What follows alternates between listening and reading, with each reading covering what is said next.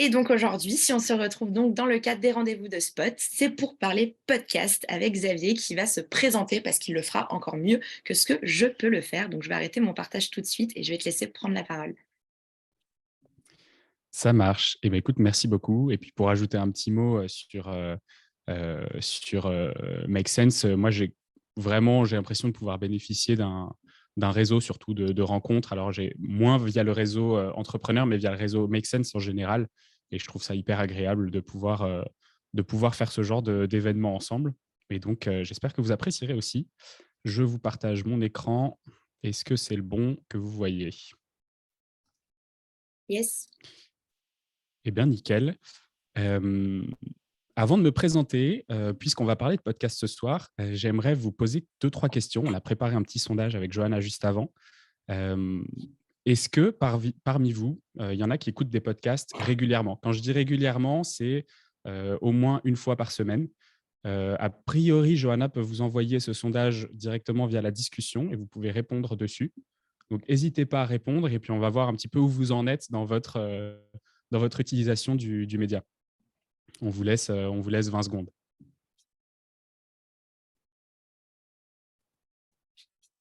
Je sais pas si tu vois en les Je vois en live les réponses et du coup, vous êtes plutôt des auditeurs a priori, des auditeurs assidus pour la plupart. Donc, c'est cool. J'imagine que c'est aussi ce qui vous a conduit ici ce soir. Donc, c'est assez sympa.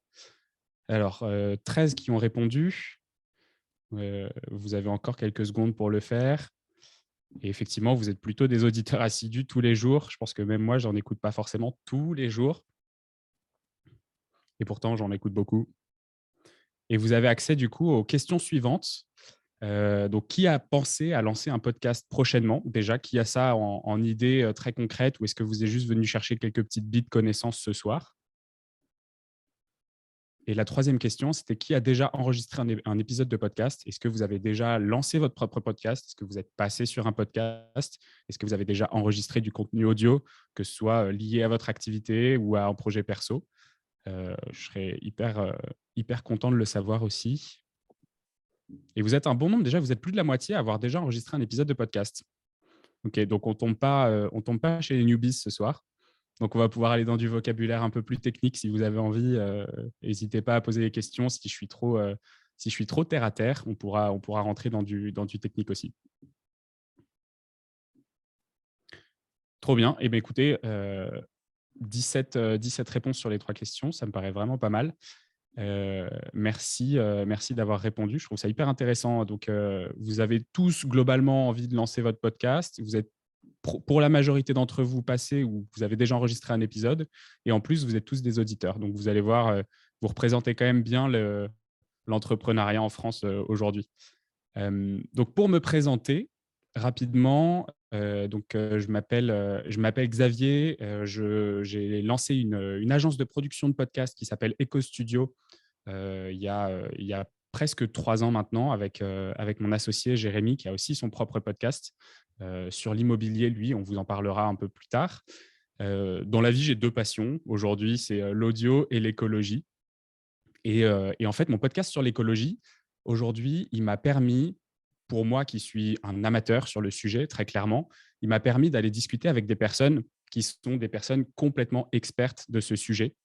Euh, et du coup, là-dedans, sans le podcast, j'ai quand même l'impression qu'il m'aurait fallu des sacrées excuses pour leur prendre 2 heures de leur temps gratuitement, en seul à seul, pour discuter d'un sujet qui est hyper intéressant.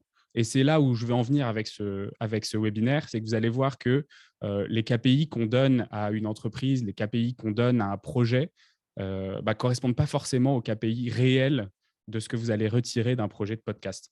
Est-ce que je parle fort, pas assez fort ou trop fort? J'ai l'impression d'être très proche de mon micro. Dites-moi si c'est OK. Merci Stéphane pour la réponse.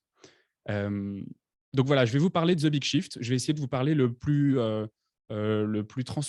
le plus de transparence possible de ce que j'ai fait pour le lancer, de ce que ça m'apporte aujourd'hui, autant sur le podcast que personnellement que pour mon agence.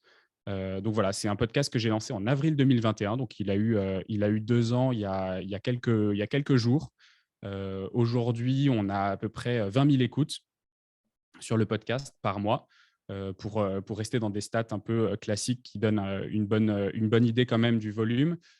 Donc 90 épisodes, donc ça fait un peu plus de 1500 à 2000 écoutes par épisode. Et aujourd'hui, c'est un podcast qui me permet de toucher 1600 euros par mois, alors qu'ils sont réinvestis dans le projet aujourd'hui.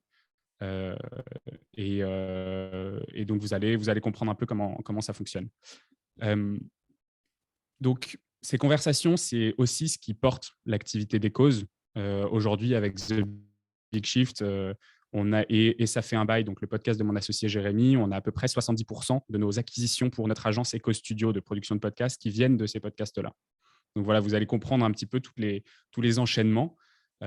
L'idée, alors cette présentation était prévue pour 12h30, mais évidemment, c'est à 19h que vous saurez tout. En plus de savoir prononcer le mot podcast correctement, ce qui n'est pas toujours évident, vous allez savoir ce que vous pouvez gagner avec votre podcast, combien ou qu'est-ce que ça va vous coûter.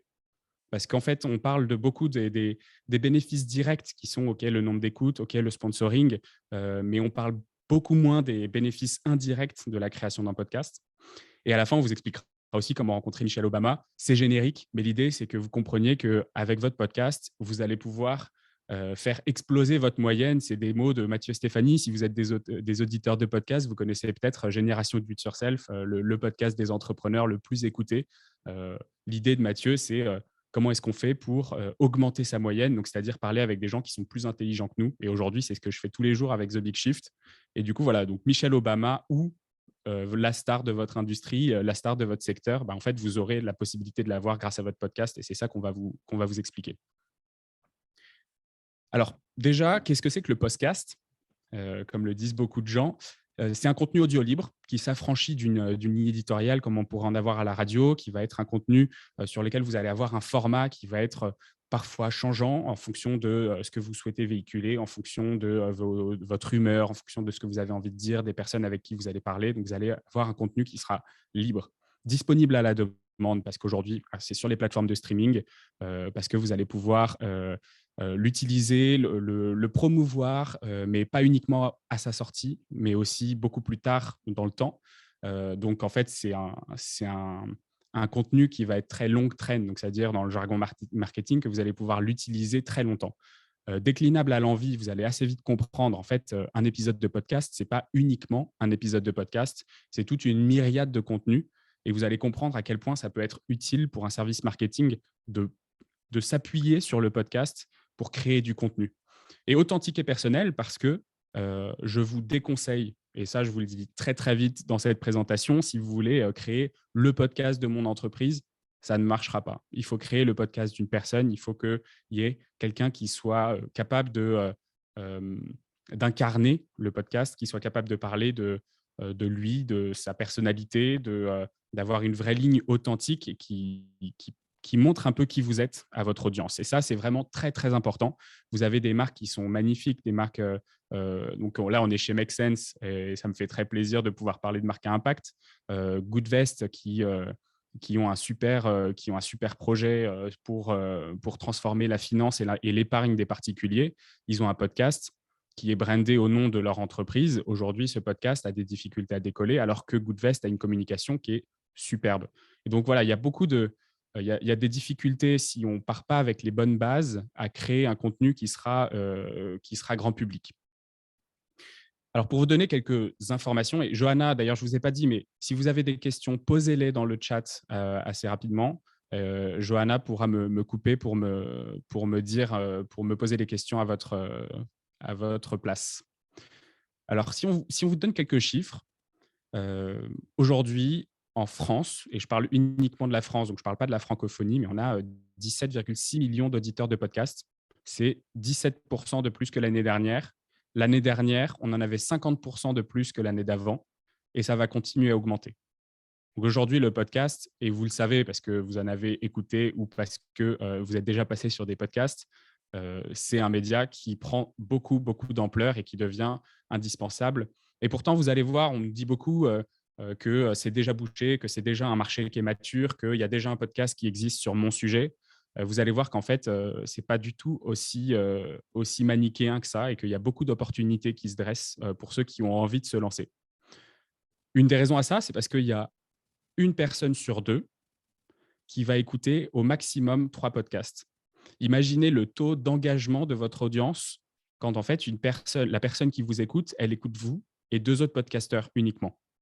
Est-ce que vous avez en tête une chaîne YouTube avec des gens qui ne regardent qu'une seule chaîne YouTube ou que 2 ou 3 chaînes YouTube? En fait, c'est là qu'on va voir vraiment la capacité du podcast à engager une audience et je trouve ça hyper intéressant pour tous les podcasteurs qui ont envie de se lancer, en perso ou en entreprise, pour vraiment montrer la la fidélité que peuvent avoir une audience et l'engagement que ça peut donner pour votre marque. Et c'est vraiment là où vous allez pouvoir créer des ambassadeurs. Et le dernier point qui est important, c'est 50 des podcasts qui ont moins de 5 épisodes. C'est-à-dire qu'aujourd'hui, si vous voulez lancer un podcast et que vous êtes suffisamment persévérant pour enregistrer plus que 5 épisodes, vous faites déjà partie des 50 de podcasts qui sont probablement les plus écoutés parce que qui sont les plus persévérants. Le podcast, c'est un médium qui est très, très organique. On va en parler un petit peu après, mais ce n'est pas du tout un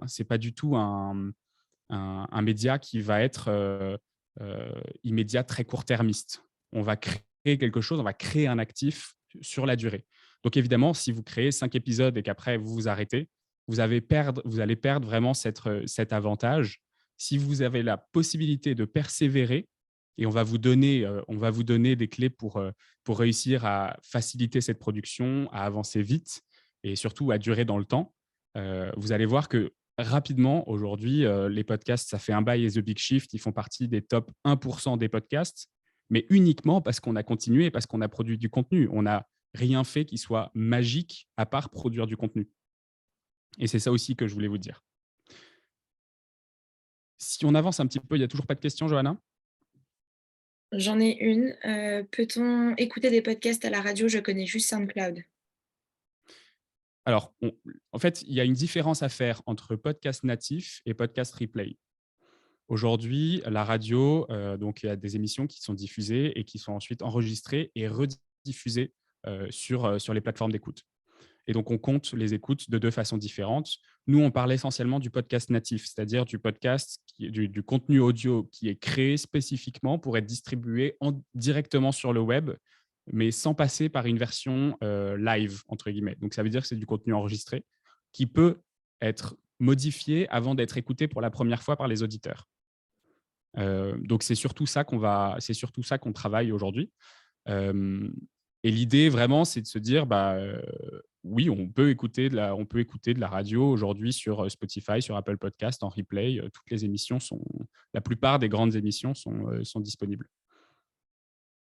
Alors, quels sont les grands intérêts à lancer un podcast?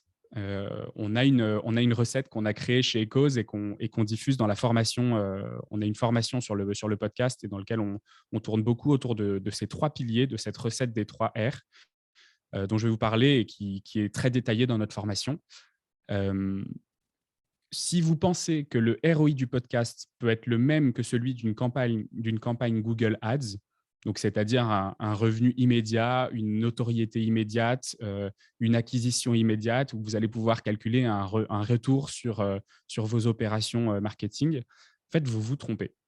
Le podcast, c'est un média qui est beaucoup plus long terme, mais alors, il a vraiment des intérêts qui sont plus long terme aussi. Alors nous, on parle beaucoup des 3 R, donc le reach, le revenu et la réputation. Pourquoi le reach? Je vais vous parler de mon expérience personnelle avec The Big Shift. Grâce à The Big Shift, en 2022, j'ai fait plus de 650 000 vues sur LinkedIn, donc en portée sur les posts qui parlaient de mon podcast, des épisodes de podcast, des sujets que j'ai enregistrés sur le podcast. Ça m'a permis de faire plus d'un demi-million de vues sur LinkedIn en 2022. Alors, c'est un chiffre qui veut à la fois tout et rien dire parce que c'est un peu des métriques de taille d'audience générale. D'un autre côté, ça a été le premier canal d'acquisition pour l'agence Ecose. Donc, ce reach, en fait, que j'ai créé grâce à ce podcast, il est très long terme parce qu'on parle de 1 an de création de contenu, mais il a un résultat qui est direct sur les contacts et les conversions que je vais faire sur l'agence. Alors, quel autre intérêt? Le revenu, bah, je peux vous en parler aussi sur The Big Shift. Quand j'ai lancé le podcast en 2021, donc sachant que moi, je ne connaissais rien à l'écologie, j'avais travaillé un peu dans le recyclage du plastique. Je voulais lancer un podcast sur le recyclage du plastique à l'origine. Je me suis rapidement rendu compte que c'était peut-être un petit peu trop niche pour avoir une grande audience. Euh, et en fait, en lançant ce podcast, je me suis dit, j'ai besoin d'aide. Et je suis allé chercher des marques en leur disant, vous n'allez rien retirer de ce podcast. Vous n'allez rien retirer. En revanche, je vous propose de sponsoriser ce podcast, un peu une sorte de mécénat. Et c'est ce qui m'a permis de lancer le podcast. Ici, on a essentiellement chez Make Sense des entrepreneurs à impact. C'est complètement des choses qui sont possibles de faire. Donc, de faire de ce canal marketing déjà une source de revenus avant même d'être un centre de coût. Euh, donc voilà, moi j'ai travaillé avec la marque Glimpact sur les 4 premiers épisodes. Alors, vous allez dire, c'est pas énorme, mais 4 épisodes, on m'a versé 300 € pour produire chacun des 4 premiers épisodes. Donc ça peut vous paraître un peu limité. Euh, D'un autre côté, il faut comprendre que c'est quelque chose que vous allez faire dans le temps aussi et qui va vous apporter du revenu par la suite, donc plutôt indirectement, donc via l'agence, pour nous dans le cadre des causes. C'est un vrai canal d'acquisition pour, pour vos prospects, en fait. Qu'est-ce que ça m'a apporté? Ça m'a apporté aussi beaucoup de rencontres. Aujourd'hui, j'ai enregistré 93 épisodes sur The Big Shift. Ça veut dire 93 rencontres avec des personnes qui sont venues me voir, qui ont pris le temps de se déplacer, de venir chez moi. On a engagé des conversations, on a engagé des relations. C'est un réseau que je me construis sur ce sujet-là. Aujourd'hui, si je voulais, je ne sais pas, aller faire des formations en entreprise pour aller, je ne sais pas, faire un atelier The Big Shift, un atelier d'automne, un atelier fresque du climat en entreprise, j'ai déjà tout le réseau pour le faire.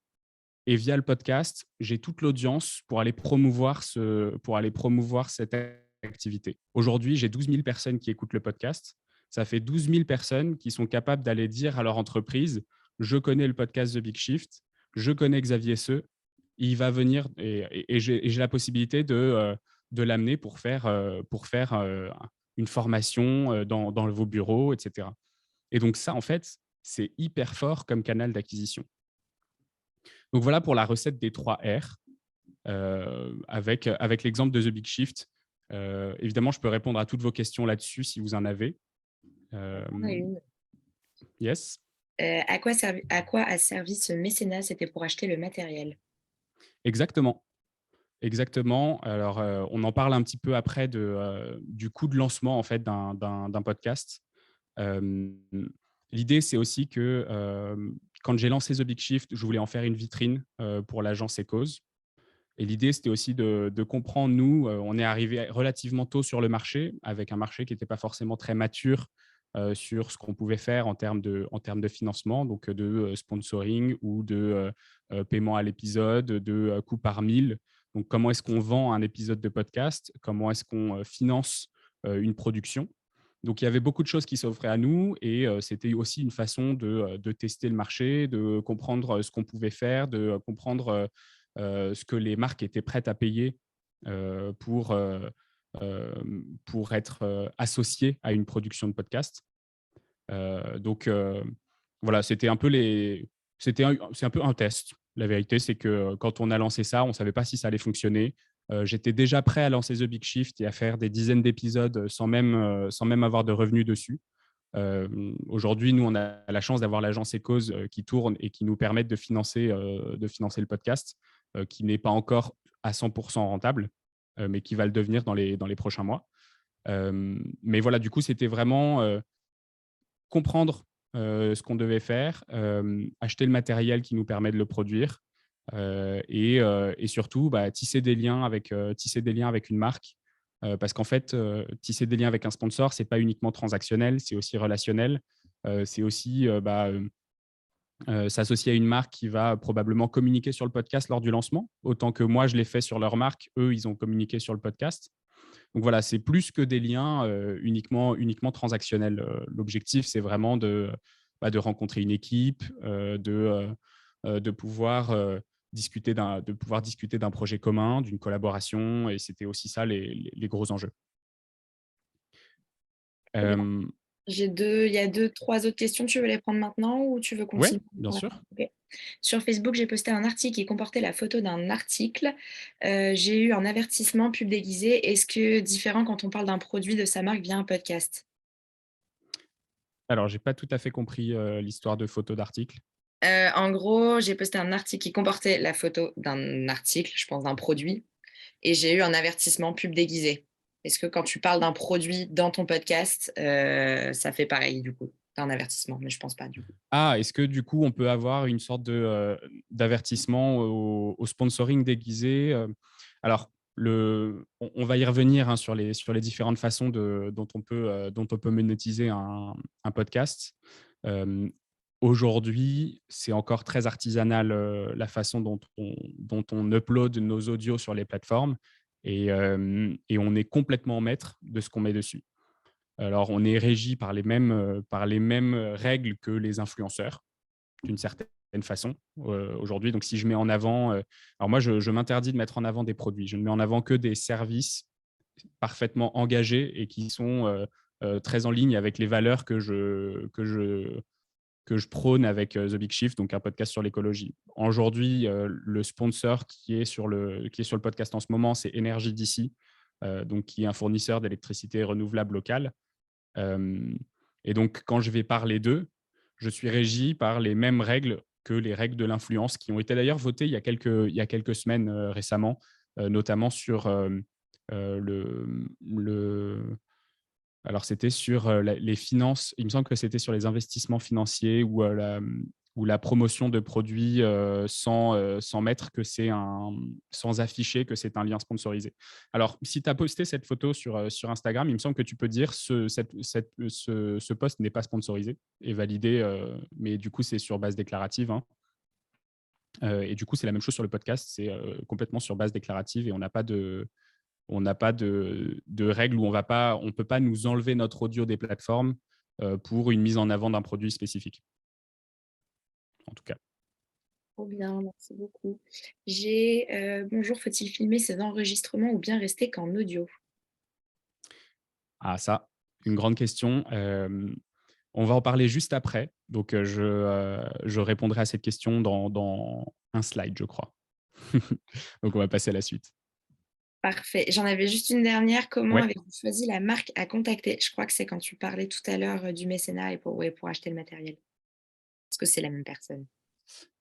OK. Et ben, en fait, c'est la technique du bourrin. En fait, là, il faut se mettre en mode sales, il faut se mettre en mode commercial. Je vais vous expliquer un petit peu comment est-ce qu'on fait je peux revenir un peu là-dessus, mais quand on va lancer son podcast, je reviens un peu là-dessus, mais voilà, il y a deux grosses phases. C'est comment est-ce que je fais pour inviter mes premiers invités et qui sont-ils et comment est-ce que je les contacte. Et il y a comment est-ce que je fais pour contacter mes premiers sponsors, qui sont-ils et comment est-ce que je les contacte. Et là, bah, c'est des techniques commerciales. Il n'y a pas à tortiller. Il y a un moment où il faut y aller. Et bah, je vous en reparle un peu tout à l'heure, mais c'est faire une liste des 30 invités que vous voulez absolument avoir sur le podcast et créer le contenu qui va faire qu'ils ont envie de venir. Et pour les sponsors, c'est pareil. Moi, j'ai une liste de 50 entreprises. Alors, quand tu as un podcast sur la transition écologique, ça va quand même vachement plus vite parce que si tu enlèves le greenwashing, si tu enlèves ceux qui n'ont pas de thunes, si tu enlèves ceux qui ont des trop petites équipes ou qui n'ont pas envie de communiquer, eh ben, tu te retrouves avec une liste avec 60 boîtes. Et du coup, là, tu n'as pas intérêt à louper tes premières approches parce que sinon, bah, tu peux les recontacter que dans 6 mois, quoi. Donc voilà, c'est comme ça qu'on fait. Dans notre formation, on a beaucoup de templates là-dessus qui sont hyper efficaces pour aller chercher des nouveaux invités, aller chercher des nouveaux sponsors. On a des templates de gestion de projet là-dessus et des templates d'envoi d'emails ultra personnalisés et qui fonctionnent très, très bien. Aujourd'hui, sur The Big Shift, j'ai 99% de taux de réussite quand j'invite un invité. C'est-à-dire qu'il y a 1% des gens que j'ai invités qui m'ont dit non. Et ce pourcent, pour le moment, enfin, qui m'ont dit non, non, sur lequel j'ai pas eu de réponse. Et ce pourcent, c'est Jean-Marc Jancovici pour l'instant. C'est le seul sur lequel j'ai pas eu de réponse. Et donc, voilà. Donc, et là, c'est en l'ayant contacté en direct. Donc, j'ai même pas encore testé de le contacter par des moyens détournés, via quelqu'un dans son équipe ou via du réseau. Donc, vous allez voir que le podcast, en fait, avoir l'excuse du podcast, ça ouvre un nombre de portes incroyable. Et en fait, hier matin encore, j'étais au téléphone avec Petit Bambou parce qu'on parle beaucoup d'éco-anxiété. Et du coup, ils sont dans le lancement d'un nouveau programme d'un nouveau programme de méditation spécifiquement sur ce sujet-là. Et donc, on en parlait ensemble. Et la seule raison, et il me disait, en fait, Petit Bambou, vous devez probablement les connaître, il me disait, on est contacté par 3 influenceurs par jour, 4 youtubeurs. Et du coup, quand je lui disais, qu'est-ce qui a fait que tu as bien voulu répondre à ma demande à moi et pas à celle des autres, c'est en fait, tu as un podcast, j'ai écouté 2 épisodes, je me suis beaucoup retrouvé dans ces valeurs-là, je connaissais parce que j'avais déjà écouté, donc j'ai décidé de te parler.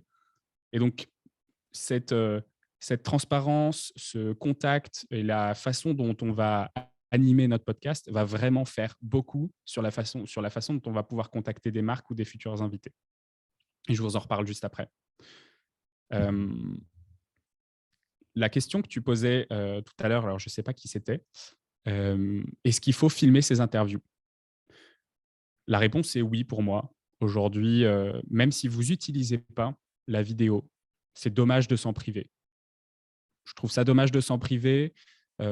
Aujourd'hui, moi, j'ai 2 disques durs d'1 téra sur lesquels j'ai mes gigas de vidéos qui sont stockés et que je n'utilise pas forcément encore. J'évite le cloud pour ce genre de contenu, mais du coup, en fait, c'est quasiment gratuit. En fait, à partir du moment où on enregistre avec quelqu'un, je trouve ça dommage de ne pas réussir de pas prendre le temps de faire l'extra mile qui va vous permettre de capitaliser après derrière sur du contenu qui sera probablement plus impactant pour aller chercher une autre audience. Pourquoi? Nous, on parle de la colonne de la méthode de la colonne vertébrale. Donc, on a la recette des 3 R et la méthode de la colonne vertébrale. En fait, le podcast, pour votre entreprise ou pour vous, ça va être votre moyen de créer du contenu facilement. On en parlait avec Johanna la semaine dernière. Elle me disait, on a mis le webinaire dans la newsletter parce qu'on ne savait pas de quoi parler. Et en fait, s'il n'y avait pas eu le webinaire, ils auraient pu mettre un épisode de podcast à la place dans cette newsletter. Et en fait, c'est ce qui va remplir des trous dans une équipe marketing qui ne sait pas trop où aller. On va créer donc cet épisode audio. Donc là, vous avez une capture d'un des épisodes que j'ai enregistré avec Guillaume Jouffre sur le tourisme durable. Donc ça, c'est la version Spotify. Donc ça, c'est une version audio. Derrière, j'en ai fait un post LinkedIn qui a très bien marché. Et donc, on va aller récupérer une impression supplémentaire. Derrière, sur exactement ce même sujet, je reprends le même texte de LinkedIn, qui était d'ailleurs le même texte que la description de mon podcast sur les plateformes de streaming. Ce même texte, je le mets sur Instagram avec quelques images. Et il va engager aussi. Là, je crois qu'on a 150 personnes, alors que je dois avoir 1500 personnes sur Instagram. Donc, on va voir ça en plus. Et potentiellement, alors le site de Zwickshift est tout nouveau, mais maintenant, sur chaque nouvel épisode, en fait, je pourrais faire un article de blog sur quelque chose qu'on a évoqué dans l'épisode et qui pourrait être hyper intéressant. Quand on aura une newsletter, je pourrais créer dans cette newsletter le petit encart spécifique à cet épisode ou l'élément qui m'a un peu marqué. Et puis, plus on avance en fait dans la production de nos podcasts, plus c'est des choses qu'on arrive à faire sur le moment. Aujourd'hui, maintenant, quand j'enregistre un épisode, il n'y a pas un moment où je suis passif et où juste j'écoute la personne. Je prends des notes, je note les moments qui sont un peu impactants ou quand j'entends une petite punchline, je me dis « Ah tiens, ça peut être super cool pour le récupérer sur ce réseau-là ». Et du coup, c'est là où la vidéo va pouvoir être super intéressante. Je me mets ma petite note « Ok, à tel moment, il y a eu un truc intéressant ». Plus tard, quand je reprends ma prod, je vais juste chercher ce moment-là dans la vidéo. Je mets la vidéo sur les réseaux avec un petit sous-titrage. Et là, j'ai déjà créé quelque chose qui va être super engageant à partir de ce podcast-là. Et en fait, potentiellement, j'ai cette petite vidéo de 30 secondes. En fait, j'en ai pas 2 dans mon épisode de 50 minutes. J'en ai 7, j'en ai 8. Et si j'ai posé les bonnes questions et si j'ai été un peu chercher la petite bête auprès de mon invité, peut-être que j'en ai 15. Et en fait, là, on a du contenu, mais à l'infini, pour produire.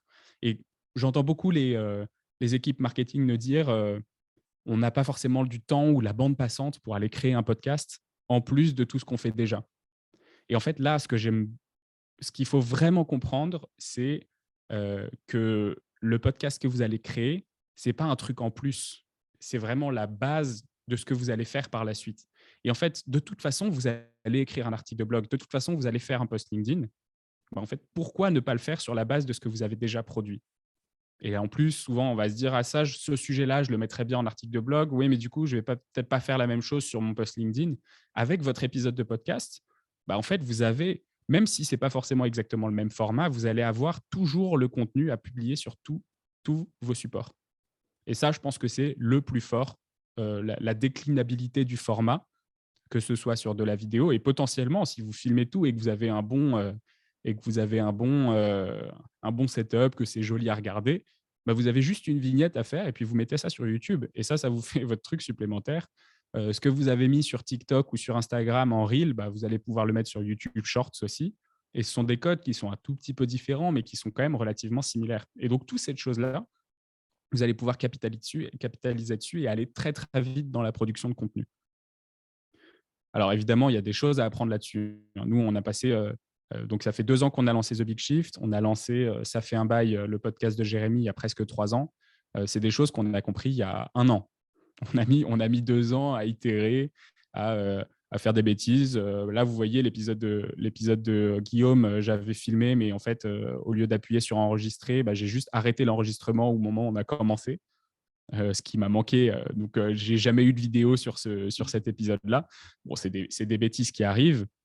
Mais voilà, donc on a expérimenté et on a fait maintenant, on a créé cette structure, on a créé ces process qui permettent vraiment d'accélérer et de standardiser cette production, tout en gardant le côté authentique et créatif d'un épisode de podcast qui sera toujours différent parce que ou alors on a des invités qui sont différents, ou alors on a un sujet qui va être différent, ou alors on a un point de vue, un angle, une attaque, un format, une durée qui va être différent. Donc vraiment, on a cette créativité et en même temps, on a cette standardisation et cette accélération des processus de production de contenu marketing de qualité, en fait. Est-ce qu'il y a des questions là-dessus? Alors là-dessus, non, mais je vais en avoir après sur l'équipement, donc je te laisse passer sur cette partie-là et on les traite juste après au cas où tu y réponds entre-temps. Yes, ça marche. Eh bien, écoutez, le plus simple, c'est de passer là à la partie où vous allez commencer à prendre des notes. Parce que là, on va vous dire un petit peu comment est-ce que ça se passe. Concrètement, si j'ai envie de lancer mon podcast demain, quelles sont les étapes que je dois suivre euh, et combien de temps ça va me prendre. Au moment où vous allez vous lancer, vous avez 4 grandes étapes. Je ne sais pas d'ailleurs s'il y en a qui se sont déjà lancés sur leur propre podcast. Ça aurait pu être une question du sondage si c'est votre propre podcast ou si vous êtes passé sur des podcasts de personnes, de podcasteurs, mais qui n'étaient pas le vôtre. Mais voilà, donc vous allez avoir 4 grands piliers pour créer un bon podcast. Ça va être votre format. Aujourd'hui, The Big Shift, c'est un podcast sur l'écologie parmi probablement 40 podcasts sur l'écologie. Aujourd'hui, je crois qu'on est 7 podcasts en France sur l'écologie à avoir plus de 20 000 écoutes par mois. Et pourtant, on ne se cannibalise pas du tout. Parce qu'on a chacun notre format, parce qu'on a chacun notre façon de faire, parce qu'on a chacun notre angle de vue, parce qu'on a chacun notre histoire, notre expérience, la façon dont on voit les choses. Et donc aujourd'hui, si je prends Pierre Chevel de Soif de Sens, peut-être que vous le connaissez, en fait, il va avoir un prisme qui va être beaucoup plus solidaire, inclusif, engagé, féministe. Si je prends Julien Devorex de Sismic, qui va avoir un point de vue qui va être beaucoup plus je tire la pelote du monde et qu'on ne comprend pas. Si je prends Jeanne Claes de Basilic, elle va avoir une approche qui va être beaucoup plus autour de l'expérience, du vécu de chacun. Et si je prends The Big Shift, on va avoir un format qui va beaucoup plus être autour de la compréhension d'un sujet spécifique avec un expert du sujet qui va être peut-être plus pédagogique, plus objectif. Et donc voilà, chacun va avoir sa façon de faire. Chacun va avoir son type de discours, la durée de podcast. Je ne sais pas, aujourd'hui, mes épisodes, ils font environ 50 minutes, même si ce n'est pas du tout arrêté. Les épisodes de Jeanne, ils font peut-être 30 minutes. Les épisodes de Pierre, ils sont tous enregistrés à distance. Moi, ils sont tous enregistrés sur place. Donc voilà, il y a vraiment toutes ces différences-là qui vont faire qu'un podcast, c'est un animateur, un format, des invités, un angle de vue. Et donc voilà, c'est vraiment là-dessus où il faut travailler quand vous allez lancer votre podcast. Donc ça va être 25% de votre travail. 25% de votre travail, ça va être comment est-ce que je prends la parole? Avec qui est-ce que je vais discuter? Et là, c'est ce que je vous disais tout à l'heure. Prendre la parole, ça veut dire quel discours je vais avoir, mais ça veut dire aussi, en fait, en fonction des personnes que j'ai envie d'inviter, quelles vont être les grandes thématiques de mon podcast. Et là, notez ça. Si vous avez l'intention de lancer votre podcast et que vous ne l'avez pas encore fait, il faut que vous puissiez vous dire, OK, quelles sont les 30 personnes avec qui j'ai absolument envie d'aller discuter? Et vous les notez. Et ces personnes-là, même si aujourd'hui vous avez l'impression que c'est trop difficile, que vous avez pas la légitimité pour aller contacter ces personnes-là, bah, vous le faites. Et donc là-dessus, nous, on peut vous accompagner. On a des templates d'emails qui sont hyper impactants. Si vous n'avez pas encore lancé votre podcast, on peut vendre une ambition énorme. Si vous avez déjà lancé votre podcast, on peut discuter, de ce que vous avez déjà fait, de ce que vous prévoyez de faire, de vos ambitions aussi. Mais vraiment, contactez les 20 ou 30 personnes. D'ailleurs, si vous n'arrivez pas à faire une liste d'une vingtaine de personnes, peut-être que votre sujet, il est encore un peu trop étriqué, ou il est encore un peu trop niche, ou il ne servira pas forcément bien votre cause finale, si c'est de l'acquisition pour votre entreprise, si c'est du personal branding pour pouvoir avoir plus de missions de freelancing. Voilà, il y a plein de possibilités. Mais le plus important, je pense, c'est la création du réseau. Quand on parlait de KPI tout à l'heure, aujourd'hui, on s'attend à ce que les KPI d'un podcast soient comme les KPI d'une chaîne YouTube, le nombre d'abonnés, le nombre d'écoutes. En fait, ça va beaucoup plus loin que ça. Le KPI d'un podcast, c'est le réseau que tu construis. Alors évidemment, les écoutes, si jamais tu as envie de monétiser, mais les écoutes, finalement, c'est presque que si vous avez envie de monétiser. En fait, le podcast, aujourd'hui, si vous êtes entrepreneur et que vous avez un sujet de niche, ça doit juste être votre excuse pour aller rencontrer des gens incroyables et que vous savez qu'ils peuvent vous apporter quelque chose. Aujourd'hui, il faut que vous commenciez avec vraiment cette chose en tête plutôt que je vais faire un podcast qui va faire 150 000 écoutes. Je connais assez peu de podcasts qui ont explosé. Si vous n'avez pas déjà une communauté sur d'autres réseaux, c'est un média qui va prendre du temps à construire, mais vous pouvez commencer à créer ces relations-là très très tôt et à capitaliser dessus encore plus tôt. La troisième partie, c'est enregistrer et produire. Donc ça, c'est vraiment la partie technique. Moi, c'est vraiment mon dada. Quand j'ai lancé Ecose avec Jérémy en 2020, j'ai passé 3 mois à suivre des tutos et je me suis formé à l'ingénierie son. Ce n'est pas forcément nécessaire pour tout le monde.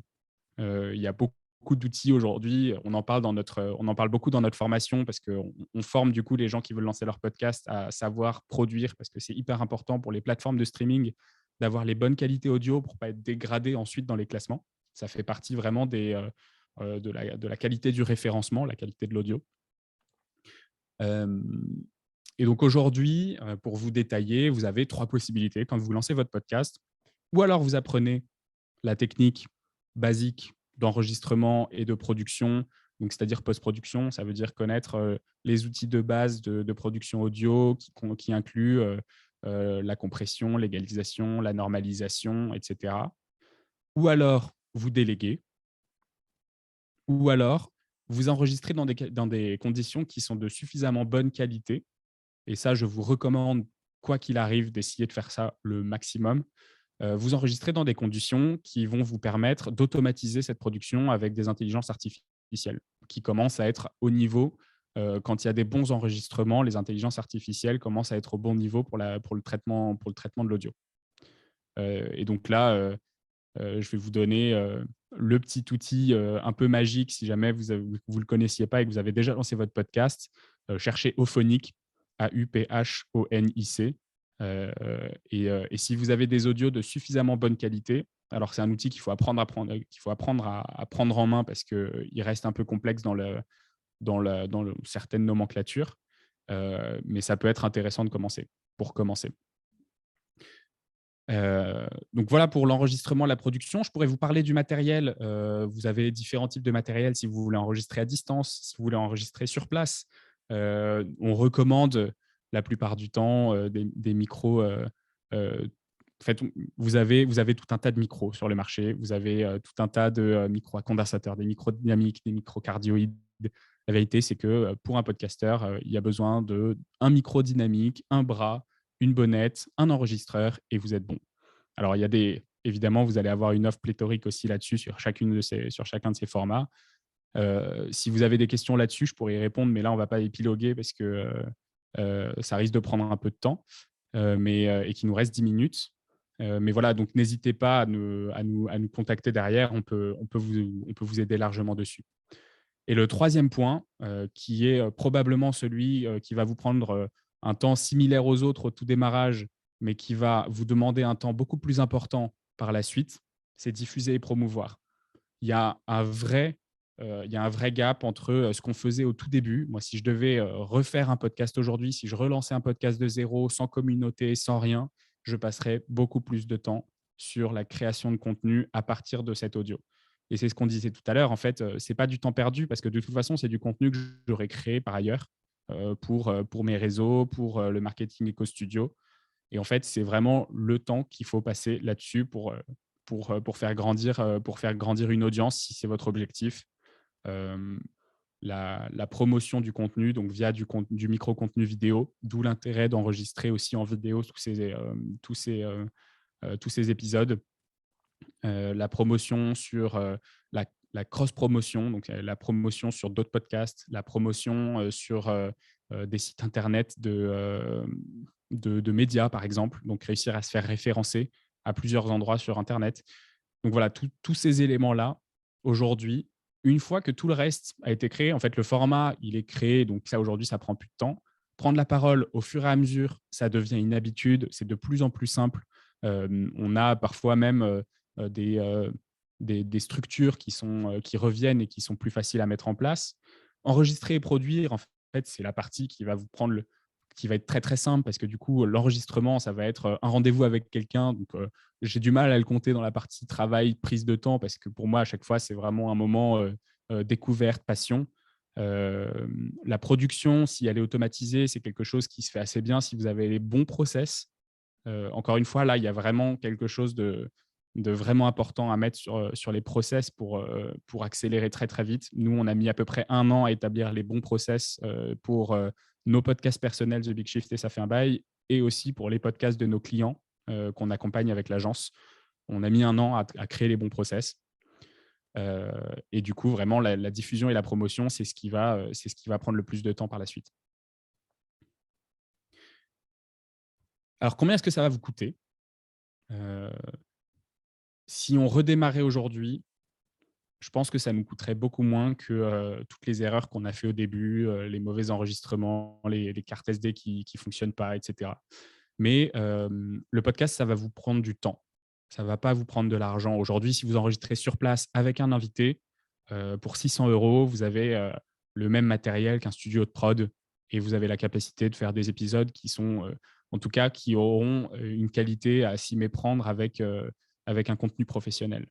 Donc là-dessus, vraiment, c'est absolument pas une barrière, surtout quand en plus, si vous avez la possibilité de faire vos achats via une entreprise, c'est pas du tout une barrière à l'entrée. Et d'ailleurs, c'est pour ça qu'il y a énormément de podcasteurs qui se lancent. Mais le vrai coût, ce sera plutôt le temps que vous allez y passer au démarrage. En fait, il y a une charge mentale avec le podcast.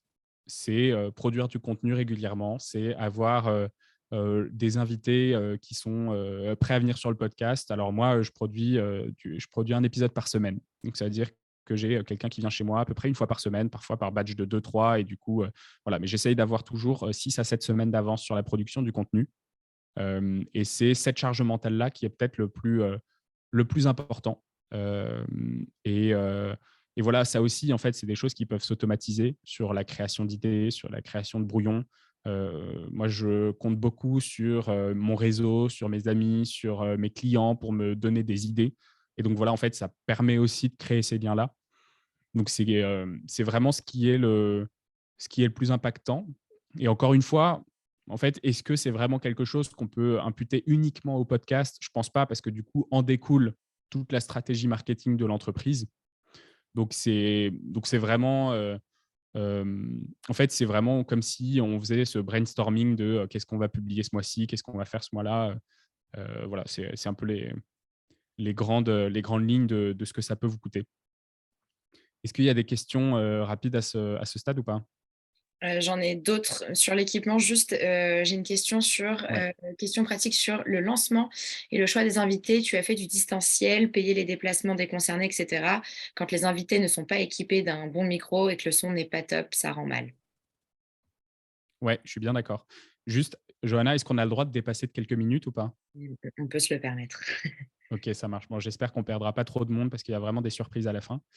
Hem, L'idée, pour reprendre, oui, effectivement, aujourd'hui, il y a des outils qui permettent d'enregistrer à distance, et qui améliorent, grandement la qualité du son par rapport à des outils live comme Zoom ou, Google Meet. Parce que l'enregistrement se fait d'abord sur l'ordinateur et il est uploadé en fin d'enregistrement sur le cloud, pour que le podcasteur puisse le récupérer. Mais tu as raison, il y a une vraie, il y a un vrai besoin de qualité. Moi, j'ai commencé par enregistrer dans les locaux de Cosa Vostra. Donc, en fait, Mathieu Stéphanie, le fondateur, donc le podcasteur de Génération Do It Yourself, nous a proposé chez Cause, au tout démarrage, d'enregistrer dans ses locaux. Donc, on a eu la chance de pouvoir bénéficier des locaux de Mathieu Stéphanie au tout début. Et j'ai jamais défrayé d'invité pour son passage. En revanche, heu, l'avantage d'avoir un peu de marge dans les épisodes, donc c'est-à-dire de produire, 5 à 6 épisodes d'avance, c'est qu'on est beaucoup plus flexible dans les déplacements. Et moi, mes invités, ils viennent régulièrement à Paris tous, même quand ils habitent pas là, parce qu'ils ont des grands sujets, parce qu'ils ont besoin d'aller à une conférence, parce que et donc en fait, on s'arrange toujours pour qu'on puisse, trouver un moment. Alors même si c'est pas forcément chez moi, ça peut être, une location d'un petit studio dans le centre de Paris, ça peut être un enregistrement dans nos bureaux à La Défense, ça peut être donc voilà, il y a plein de choses. On trouve toujours des moyens et au pire, effectivement, bah, ça m'est arrivé, une petite dizaine de fois sur 90 épisodes que, les personnes puissent vraiment pas se déplacer ou qu'elles ne le veuillent vraiment pas. Et à ce moment-là, en fait, on a créé un kit, qui est, assez strict.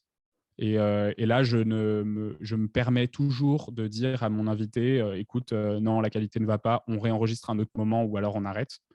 Mais voilà, mais il y a un moment où effectivement, il y a besoin de cette fermeté et il ne faut pas avoir peur de se dire: «Bah, j'ai pas d'épisode pour cette semaine, mais j'enregistre pas dans ces conditions-là». Et c'est peut-être le choix le plus dur à faire quand en plus on a un invité qu'on va devoir faire revenir alors qu'on a bataillé pour l'avoir. Mais effectivement, tu as raison, la qualité audio, est hyper importante. Aujourd'hui, nous, on a un kit, qu'on envoie à chaque fois avant nos invités en disant: «Bah, voilà, on va utiliser tel outil. Je veux que, 10 minutes avant, vous soyez sur le call, qu'on puisse tester. Je veux que vous ayez au moins un micro. Si vous n'avez pas de micro, je veux que vous ayez un micro casque. Si vous n'avez pas de micro casque, je veux que vous ayez des écouteurs filaires. Je vais vous expliquer comment on s'en occupe, comment on s'en charge». On a une feuille A4, qu'on envoie à tous nos participants. Et donc, s'ils n'ont pas respecté ces règles-là, s'ils ne sont pas dans une pièce avec une acoustique neutre, moi j'ai des patrons d'entreprise, j'ai enregistré des épisodes, ils étaient accroupis sur le lit de leur enfant, dans la chambre, parce que c'était là où il y avait un matelas, un rideau, des tapis, et que c'était là où il y avait le meilleur son. Et ben en fait, si on veut enregistrer un épisode de qualité, il y a des petites concessions à faire si jamais ils veulent pas se déplacer à Paris. Si vous habitez en province, il y a des podcasts qui fonctionnent uniquement à distance. Allez regarder le podcast de Pierre Chevel, il y a un peu de tout en qualité, mais voilà, en fait, en fonction de la qualité de votre intervenant, ça peut vraiment tout changer. Mais voilà, donc en fait, avec un avec un kit main libre filaire, il faut toujours éviter les écouteurs sans fil. Mais avec un kit main libre filaire et les bonnes dispositions et le fait d'envoyer bien en amont. Donc là encore pareil, c'est des process, hein. C'est vraiment, se dire: «À tel moment, 2 jours avant l'enregistrement, je leur envoie ces guidelines». une heure avant l'enregistrement, je renvoie ces guidelines. Et puis après, 10 minutes avant l'enregistrement, on se connecte, on vérifie que tout fonctionne, etc. Mais pareil, ce sont des process et c'est sûr que ce sont des choses à apprendre, à mettre en place pour ne pas se retrouver. Et pour le coup, des enregistrements, j'ai dû en refuser un ou deux. Et c'est pareil, dans certains premiers enregistrements, j'avais une intervenante qui avait des longues boucles d'oreilles et j'ai pas osé lui dire que je l'entendais de temps en temps. On entendait sa boucle d'oreille qui cognait contre le fil de ses écouteurs et j'ai jamais osé lui dire. Et en fait, aujourd'hui, c'est quelque chose que je dirais immédiatement. Je suis désolé, mais tu m'enlèves au moins une boucle d'oreille parce qu'il y a un petit cling. Et en fait, dans l'épisode, quand on l'enregistre, on n'a pas l'impression que c'est dérangeant. Mais en fait, quand on le réécoute, on n'entend que ça. Ou pareil, un invité qui veut bien faire et qui a préparé des slides et qui se dit, en fait, pour structurer ma pensée, je vais suivre ces slides-là. Et ben, en fait, on entend un bruit de roulette et de clic en permanence dans l'épisode. Bah là, c'est pas possible.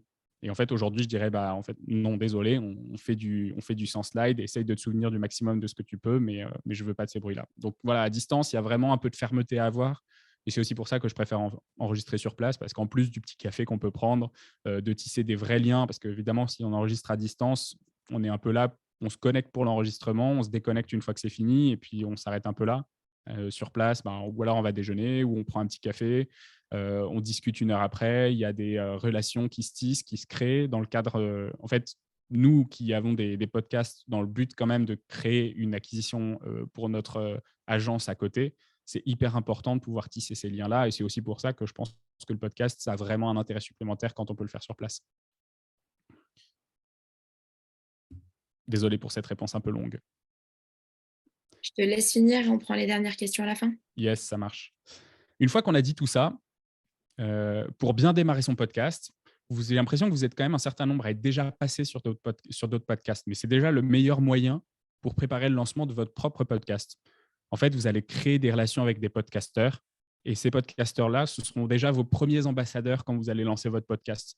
Une fois que vous avez créé ces relations-là, ces gens-là, ils vont relayer votre podcast. Vous allez pouvoir faire de la cross-promo. Ça veut dire quoi? Ça veut dire publier un épisode de votre chaîne sur la chaîne du podcasteur ou publier un de leurs épisodes sur la vôtre.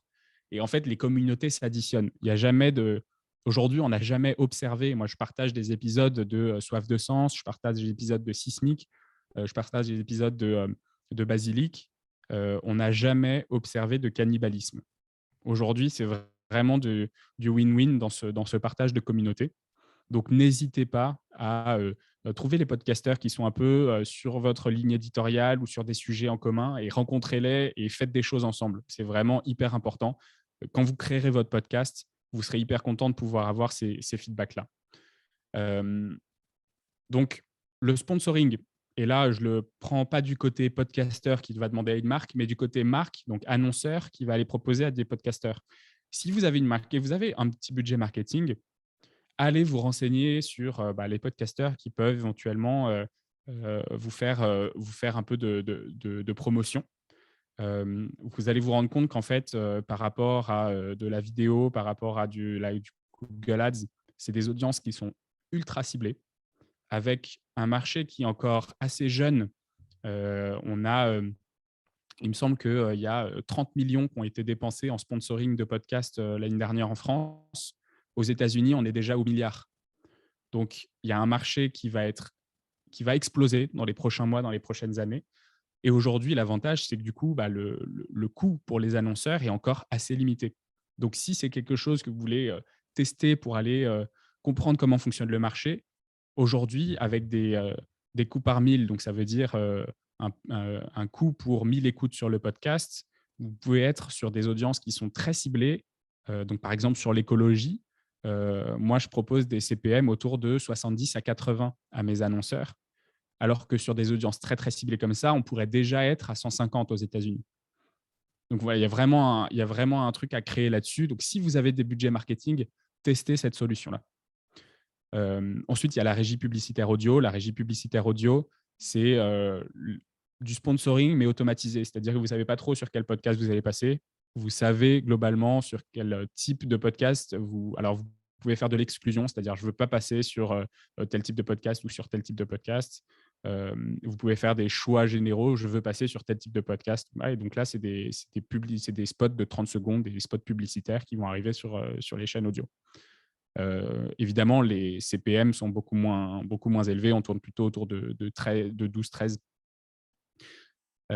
Si je devais redémarrer un The Big Shift aujourd'hui, ce que je changerais par rapport à il y a 2 ans, c'est qu'il y a 2 ans, j'ai commencé vraiment en pédalant dans la semoule, en créant des épisodes, en essayant de partager ces épisodes alors que j'avais aucune communauté sur le sujet. Moi, j'ai créé The Big Shift pour comprendre la transition écologique, mais je ne suis pas un expert de la transition écologique et je n'avais pas de réseau dans le milieu de la transition écologique, le milieu impact, le milieu social, environnemental, tout ce que vous voulez. Et donc, j'ai vraiment pédalé. Maintenant, le réseau, je l'ai, mais c'est le podcast qui me l'a amené, mais durement. Aujourd'hui, si je relançais un podcast, je pense que j'essaierais de mettre un vrai effet de lancement, un vrai effet d'annonce pour créer un engouement hyper rapide. Donc, ça veut dire créer un événement, une soirée de lancement. Ce que j'ai fait très, très récemment, là, j'ai enregistré le premier épisode de The Big Shift en live. Donc, ça veut dire avec le Oba. Je ne sais pas si vous connaissez ce lieu qui est dans le parc Martin Luther King dans le 17e, qui est très lié à l'alimentation durable. Ils m'ont contacté en me disant « On a envie de faire un événement avec toi, qu'est-ce qu'on peut faire ?» Et en fait, je suis allé enregistrer un épisode en live avec une cinquantaine d'auditeurs qui étaient venus pour entendre le podcast sur place. Et on a fait une super soirée avec un podcast sur le thème de l'art dans l'écologie. Non, l'écologie dans l'art, du coup, beaucoup plus malin. Et on a pris un apéro. Et en fait, ça a vraiment tissé des liens entre les auditeurs. Et ça va vraiment amener un bouche à oreille bien plus important. On crée des liens hyper forts avec le lieu, avec le Oba. Et vraiment créer cet engouement-là, je pense que c'est quelque chose qui peut vraiment apporter quelque chose au lancement. Ça permet aussi, notamment avec de la vidéo, avec des photos, de créer du contenu en plus pour les réseaux sociaux qui vont être du contenu plus engageant. Donc voilà, il y a vraiment un effet de lancement à faire si vous voulez lancer un podcast avec un vrai impact. Et le dernier, c'est en fait l'automatisation le plus rapidement possible de certaines de vos actions. Donc ça, c'est typiquement ce qu'on propose dans notre formation, c'est-à-dire comment est-ce qu'on automatise la recherche d'invités, comment est-ce qu'on automatise la recherche de sujets, comment est-ce qu'on produit du contenu de qualité le plus rapidement possible, sachant qu'il faut toujours mettre dans la balance le de qualité, c'est le plus compliqué quand on produit un épisode par semaine. Mais c'est le plus important aussi pour garder de l'audience. Donc voilà, comment est-ce qu'on automatise tout ça et donc ça, c'est des choses qu'on aborde dans la formation.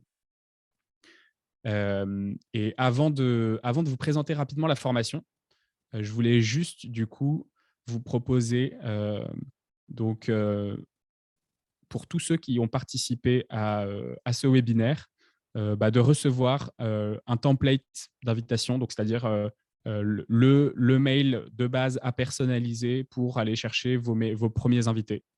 La liste du matériel nécessaire qu'on recommande pour lancer votre podcast, donc c'est-à-dire avec les références et avec les liens pour aller directement cliquer sur acheter. Et notre livre blanc qu'on a édité, qui n'est pas encore sorti, qu'on a édité la semaine dernière, qu'on a terminé d'éditer la semaine dernière, sur la monétisation. Donc, comment est-ce qu'on fait pour avoir cette business unit marketing du podcast qui devient un centre de revenus plutôt qu'un centre de coûts quasiment dès le lancement. Et en plus de tout ça, pour tous ceux qui sont encore là et qui sont restés jusqu'à 19h07, je vous propose en fait qu'on fasse un appel de coaching gratuit pour savoir un peu où vous en êtes. Est-ce que vous voulez lancer votre podcast? Est-ce que vous voulez reprendre votre podcast? Est-ce que vous avez un problème parce que vous avez des difficultés à dépasser un palier sur votre podcast? Ça marche pas mal en marche. Donc, on sera ravis de vous aider là-dessus.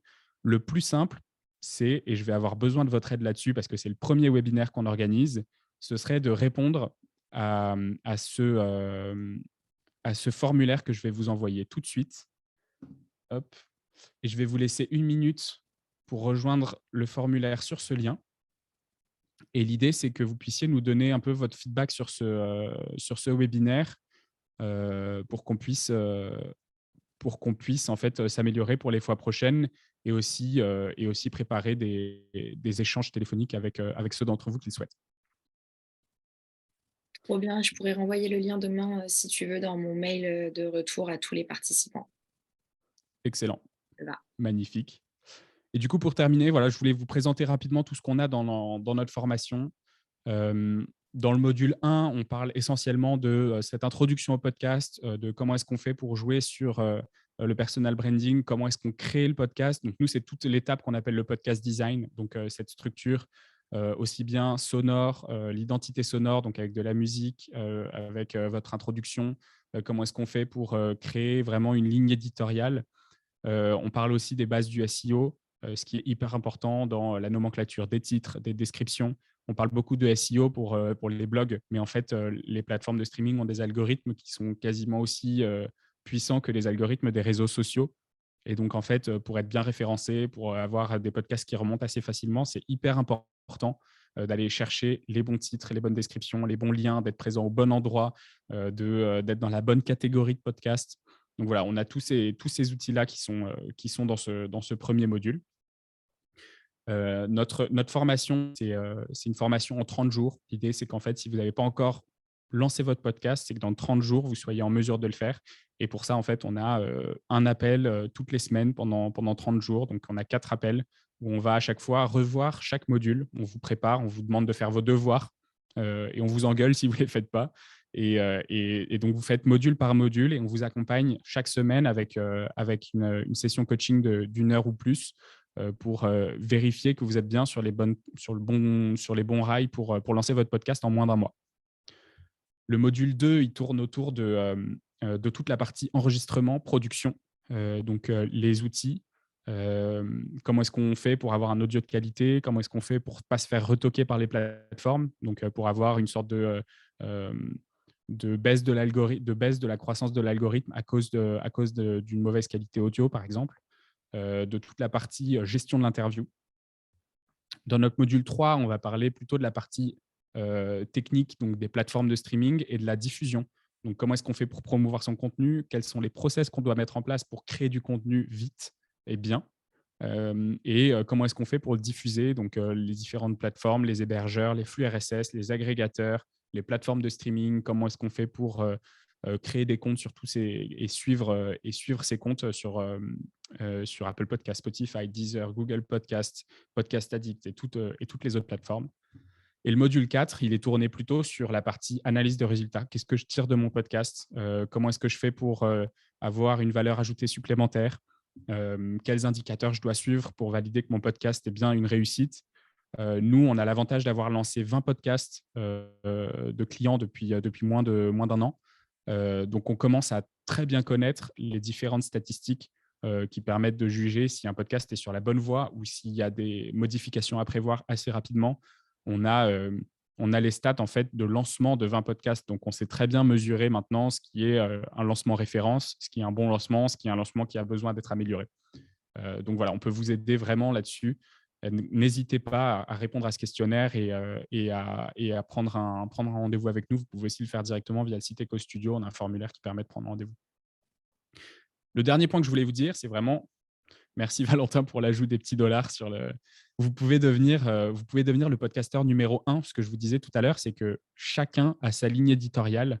Et en fait, sur une niche, vous pouvez très facilement devenir le premier podcast de votre niche.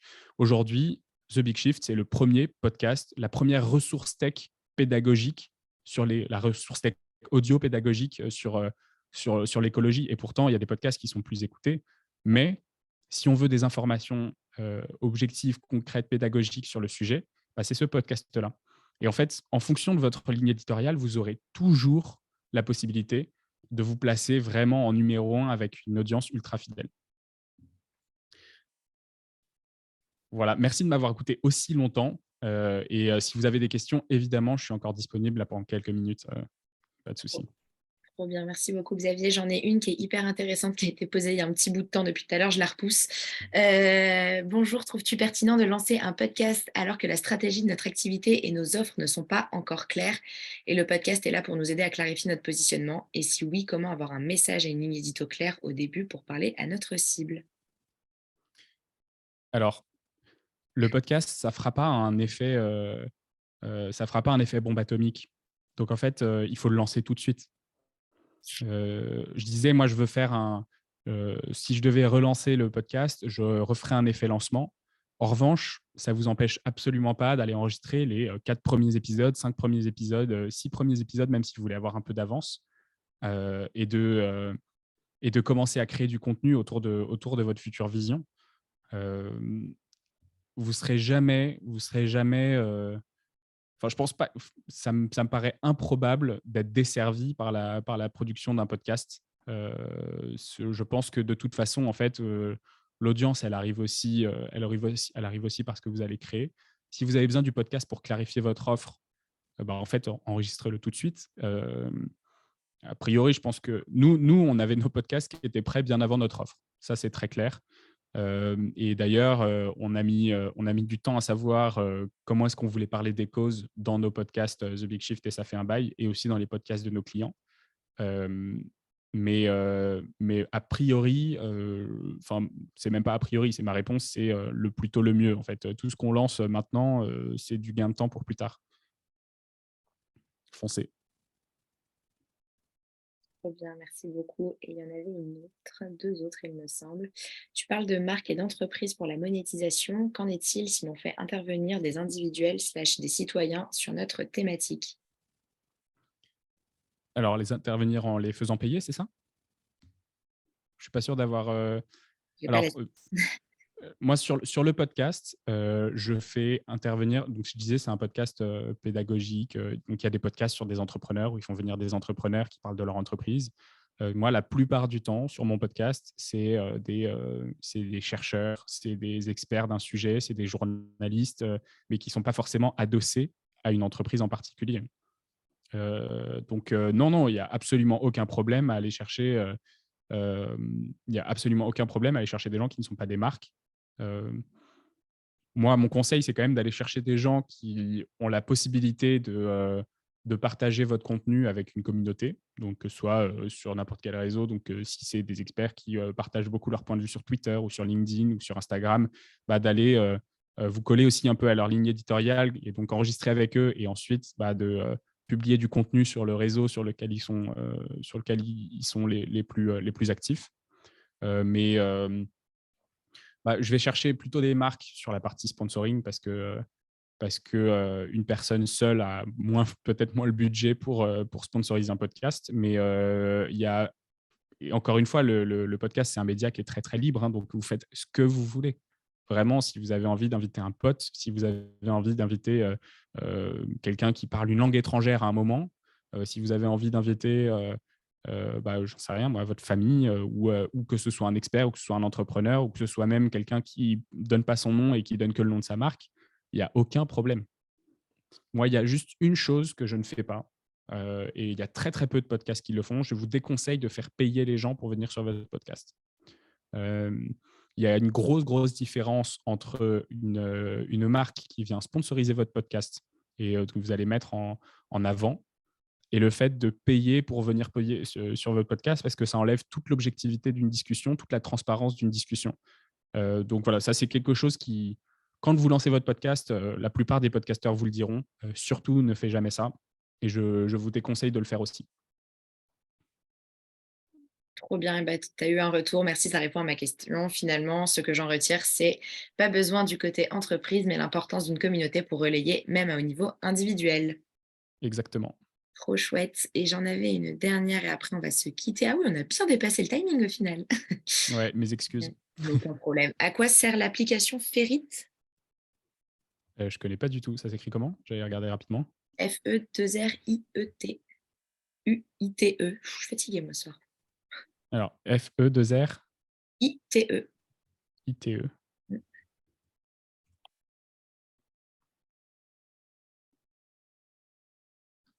Alors, il y a beaucoup, beaucoup de petites boîtes qui se lancent comme ça et qui sont des studios de prod qui sont adossés à des très grosses boîtes.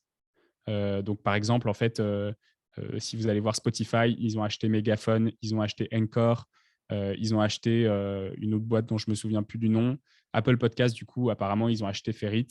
Mais voilà, donc en fait, c'est des solutions qui vous permettent d'enregistrer des podcasts à distance, comme si vous étiez en studio. C'est intéressant. si vous enregistrez sur place, je vous conseille quand même d'enregistrer directement sur un enregistreur avec une carte SD parce que vous ne serez pas prisonnier de leur structure.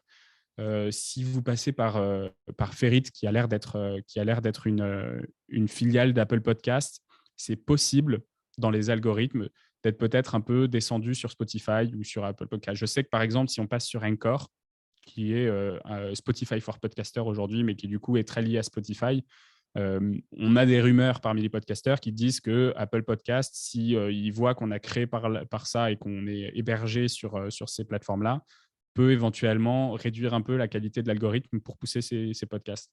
Nous, aujourd'hui, on utilise des hébergeurs on utilise donc notre production, on l'a fait sur place, donc avec un enregistreur sur carte SD. Ensuite, les cartes SD, on passe sur de la production sur ordinateur. Et ensuite, on passe directement sur notre hébergeur, qui est un hébergeur. On travaille donc avec Ocha sur certains clients. On travaille avec AudioMint sur une bonne partie de nos, une bonne partie, non, sur une partie de nos clients. Et donc, ce sont des hébergeurs qui sont indépendants et qui permettent quand même de diffuser largement sur toutes les plateformes. Et c'est plutôt ce que je conseillerais aujourd'hui, plutôt que des plateformes affiliées à des GAFAM. Trop bien. Et écoute, on a fait le tour. Merci beaucoup, Xavier. Merci beaucoup à tout le monde. J'ai hâte de voir vos feedbacks sur Google Forms. Et puis, hâte aussi de vous avoir en one-to-one, parce que du coup, j'ai l'impression quand même d'avoir beaucoup parlé et de ne pas avoir eu beaucoup de retours de vos parts. Je regarderai rapidement le chat là. Mais du coup, hâte de discuter en one-to-one avec chacun d'entre vous sur vos projets. J'adore discuter podcast. J'adore discuter podcast à impact, parce que du coup, c'est quand même un de mes gros rêves, c'est qu'avec l'agence Eco Studio, on puisse accompagner beaucoup plus d'entrepreneurs à impact comme vous. Donc, franchement, très hâte depuis. Et puis, même si c'est juste pour discuter, pour rentrer en relation, pour réseauter, je suis hyper partant pour discuter avec chacun d'entre vous. Donc, n'hésitez pas à m'ajouter sur LinkedIn, à répondre à ce formulaire et à nous contacter sur Eco Studio. Oh bien. Et en tout cas, tu as plein de personnes dans le chat qui te remercient. Tu pourras aller faire un tour, effectivement. Merci à tous d'avoir été là. Moi aussi, je vais vous envoyer un petit questionnaire de feedback. Dans tous les cas, j'envoie tous les retours à Xavier. Honnêtement, ces 3 questions, ça vous prend moins de 30 secondes. C'est même des petites étoiles à remplir. On a vraiment facilité le truc au max. Nous aussi. Donc, voilà. Donc, n'hésitez pas. Encore une fois, le feedback est un cadeau. Et comme ça me permettra de faire des retours à Xavier et qu'on puisse, encore une fois, améliorer nos formats. Je vous remercie à tous d'être restés jusqu'à 19h20, parce qu'on a quand même perdu peu de personnes, donc c'est trop chouette. Et tu as plein de remerciements dans le chat, Xavier, donc on va voir dès maintenant, je pense. Trop bien. Bonne soirée Merci à beaucoup tous. à tous. Et je vous envoie encore une fois le replay demain dans la foulée pour ceux qui veulent le refaire, revoir tout ce webinaire. Bonne soirée à tous. Est-ce que je peux couper la visio, Xavier, ou tu es encore dans le chat? Je te laisse. C'est bon, merci. C'est bon? Ciao tout le monde. Salut.